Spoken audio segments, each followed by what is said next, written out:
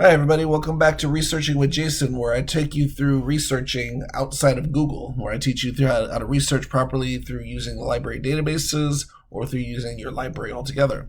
So, as we always start off today, we're using the Skyline College Library, which looks similar. Some things will look similar to yours, including the databases, including OneSearch. It might be a little bit different in terms of the layout, but today I'm going to go over something called CQ Researcher.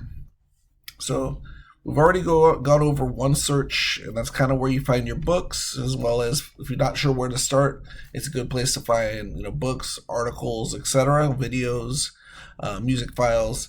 That's a good place to start if you don't know where to start. But today we're going to go through databases. And like I said, sometimes it'll be called databases, sometimes it'll be called A to Z databases. It all depends what your library uses. So I'm going to click on databases. And like I said, today we're going to go over CQ Researcher. So I'm going to go to C, down to CQ Researcher. Now, CQ Researcher, as you can see, has in-depth authoritative reports on a full range of political and social policy issues extending back to 1923. Basically, CQ Researcher is written by journalists and other authors about current events and things that are going on in the United States. So I'm going to click on that. And like I said, every time I'm off campus right now, so every time I do it, I got to log in to my campus. And as soon as that happens, we'll have full access to the database, okay? Okay, one last time here. Okay. So as soon as that logs on, we'll have full access to the database.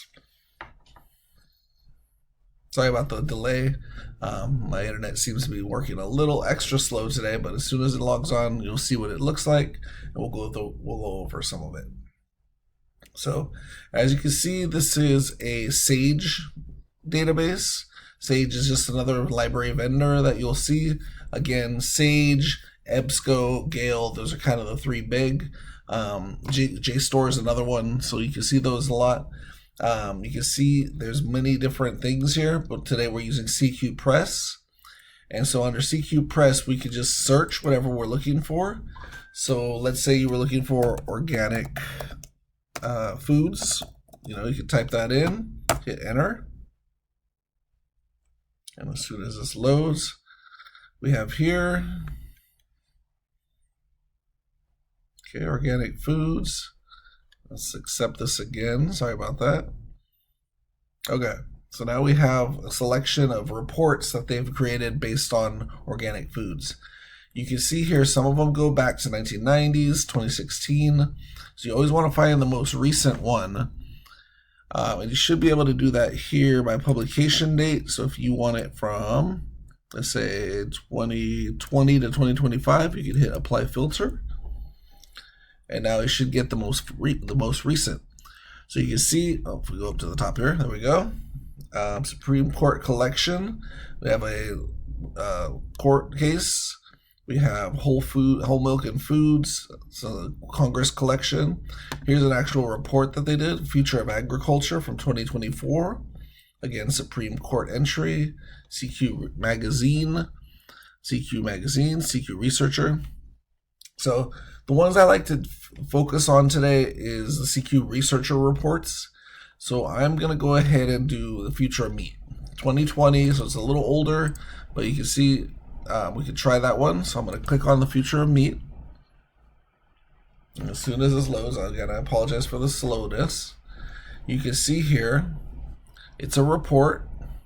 And then as soon as it loads, there we go. So we have a full introduction right here, just telling us what the report is about. Search within this report. So if you wanted to know milk, you click milk, and it'll go all the way down to milk sales, cow milk consumption, and then you can just go down like that. If you wanted to go back to the introduction here, you could read this introduction. Always read the introduction. Make sure it's talking what you want to talk about. Again, this one is talking about the future of meat.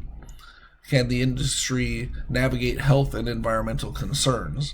So obviously one of the health and environmental concerns is the push towards organic, and I'm sure somewhere in here, if we do a search for organic, which is what we're interested in, right?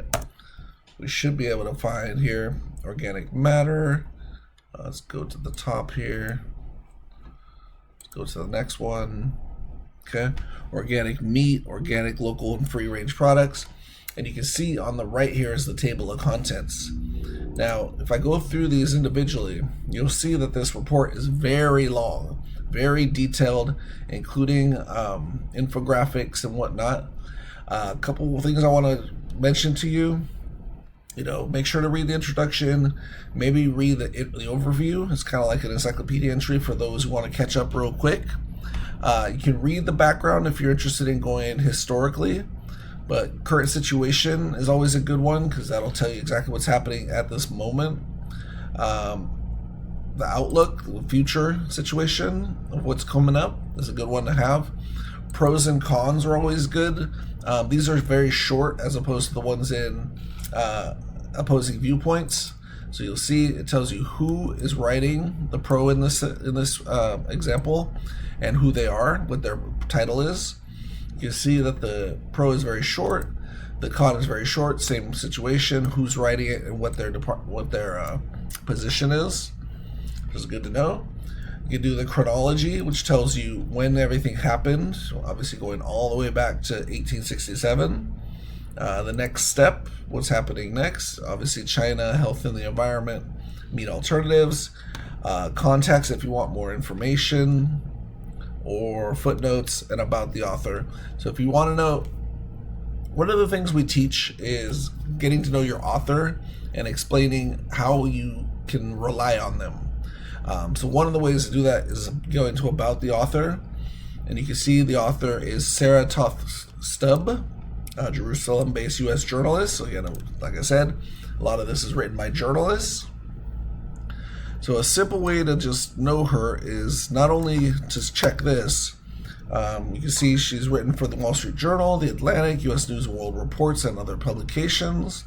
This is what she usually covers: business, culture, and travel. This would be a business one, right? And we could just go over here and just do a quick search for her name, Sarah Toth, just to see if it shows up. You can see here she's a journalist. We can see she is a contributor for the U.S. News and World Report. We can see what she typically writes about. So if we find a Wikipedia entry on her, let's try that.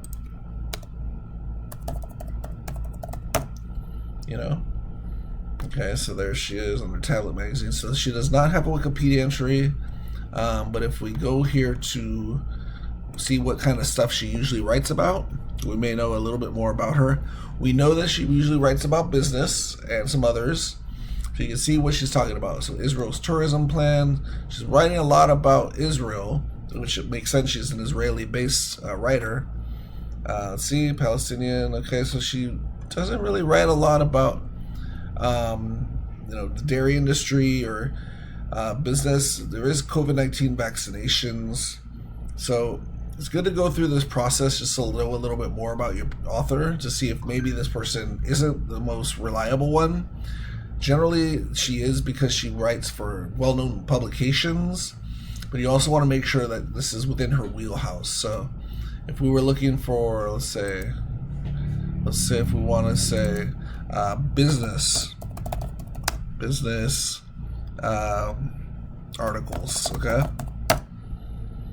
You see articles by Muckrat. I'm not really sure what Muckrat is, but if we click on it, let's see what this says, okay? You'll see articles by Sarah Building Resilience. Okay, so this is talking about Hurricane Idalia. Secrets of the Catacombs are on today. Exploring a forgotten news. So it looks like she has a very broad depth of field. So it's up to you if you want to if you want to rely on her. In general, I like to keep people who are keeping in their wheelhouse. Again, it's not to say that this person doesn't know what she's talking about, but you'd have to make that own determination for yourself. Again, you can always reach out to a librarian and talk to your librarian about it to see if they want to rely on it. So let's go back here, and I'm going to go clear filters. I'm going to go back here. And so I wanted to show you some other things. So that's basically what a CQ Researcher report looks like, right? A CQ Research report looks like. But you have more options than just that. If we go back to CQ Researcher, you can actually look at editor's choices. You can flip through these if you're looking for something to write about, you know. But if you already know you want one of these, you can go straight to it. So if you wanted employment and labor reports, you would go here. If you want environment and climate and natural resources, you would go here. And you can see there's quite a few that are already set up for you. Also, if you go right here, you can see hot topics. These are some of the hot topics that we're looking at right now. There's pros and cons. If you're looking at the pros and cons of adoption, you could do that. And there's some upcoming reports that are coming up. So you can see this one's coming out later this month. So CQ Researcher is really powerful for you. Again, you can go to the pros and cons of adoption, and it'll kind of look at that from the report view. And you can see is Washington Keeping Families Together Act a good model for improving U.S. foster care. And you can see this is from last year. Obviously, the pros and cons of adoption haven't changed that much in the last year. However, maybe this Washington's Keeping Families Together Act may have fallen apart, or it may have been supplanted by something new. In that case, hopefully they would have started a more recent article. So just wanted to show you this stuff outside of Google. Keep in mind these things are available to most colleges. If they're not available to you at your college, you can always reach out to another college and try to get go to another college, and hopefully they have it, and you can use their resources there. You would only be able to use your own college's resources from both the physical place, from the library, or from the or if you if you log in like I did to our Skyline one. So I hope that helps. I hope everything goes well. Again, my name is Jason. Let me know any questions, and we'll talk to you soon. Thanks. Bye.